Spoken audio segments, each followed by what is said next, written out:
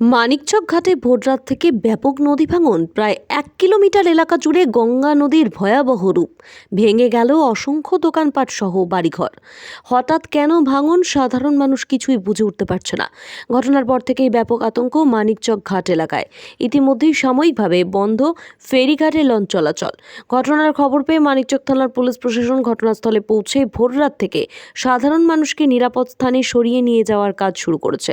যদিও এই ঘটনায় এখনো পর্যন্ত কোনো রকম কারো হতাহতের খবর নেই। উল্লেখ্য, রাজ্যের সেচমন্ত্রী মানস ভূঁইয়ার মালদা সফরের দিনেই মালদার মানিকচকে ভয়াবহ গঙ্গা ভাঙনের ঘটনা। সোমবার মানিকচকের ভাঙন পরিস্থিতি পরিদর্শনের পর সেচমন্ত্রী মালদা ছাড়তেই ভয়াবহ গঙ্গা ভাঙনের ঘটনা ঘটল মানিকচক গঙ্গা ঘাটে। Bureau report, RM Bangla. আরও আপডেট থাকতে আমাদের ভিডিও শেয়ার ও ফেসবুক পেজটিকে লাইক করে ফলো করে দিন।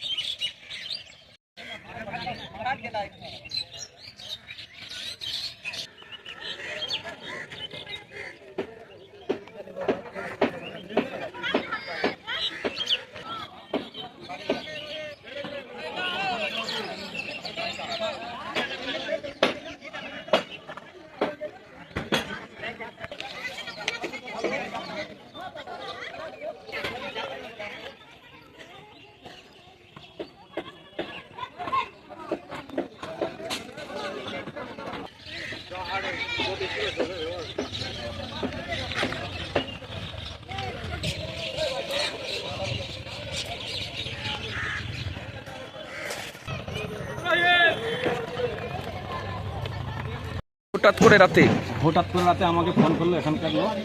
স্টাফ বলছে গিয়ে তোমার দোকান কেটে পড়ে যাচ্ছে। রাত্রি 2টায় উঠে আমি দোকান আসলাম, যে দোকানের কিছু কিছু মাল বের করতে পেরেছি। আক্রান্ততে পুলিশ প্রশাসন আমাদেরকে ঢুকে দিচ্ছিল না, কি বাই চান্স কোনো মতো মিক্স হয়ে যায়, ওই জন্য কি যান বেঁচে থাকলে অনেক কিছু হবে, ওই জন্য আমাদেরকে হালকা সারে মাল বের করেছি।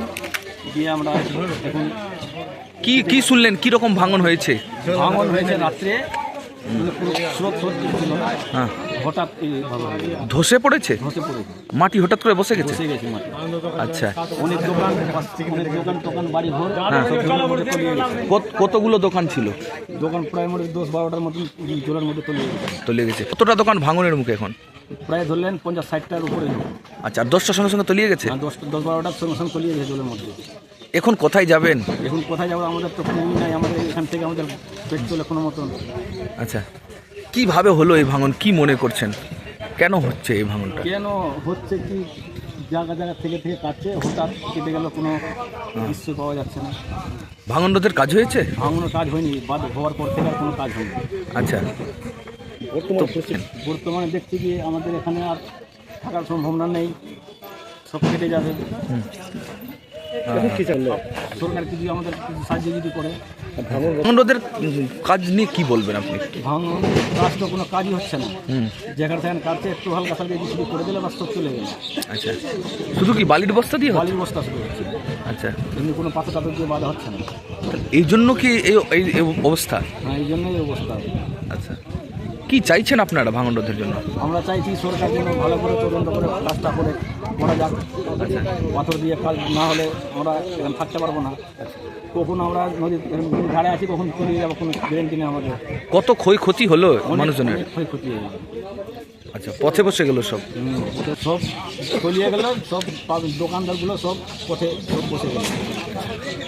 উপার্জনের জায়গা থাকলো না? উপার্জনের জায়গা নেই আমাদের, এখান থেকে উপার্জন হতো, এখান থেকে আমাদের সংসার চলতো। আপনার দোকান ছিল? আমার দোকান ছিল। কিসের দোকান আপনার? সেলিং দোকান। আপনার নাম? ছোটন, আমার বাড়ি মানিকচক দোমহাট।